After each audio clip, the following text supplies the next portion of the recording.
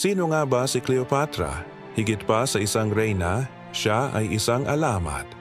Isinilang sa isang mundong puno ng kapangyarihan at intriga, si Cleopatra VII Philopator ang huling pharaoh ng sinaunang Egypt.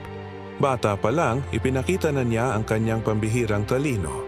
Siya lang sa kanyang dinastiya ang marunong magsalita ng wikang Ehipsyo na nagpakita ng kanyang koneksyon sa kanyang mga nasasakupan.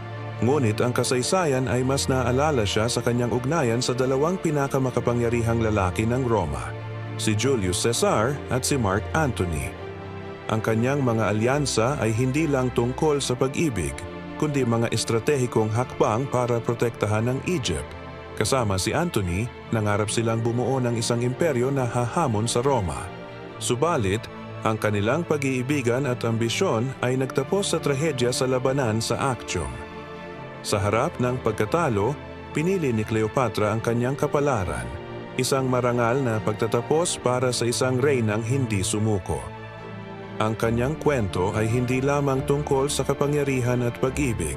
Ito ay kwento ng isang babaeng lumaban para sa kanyang bansa at dignidad.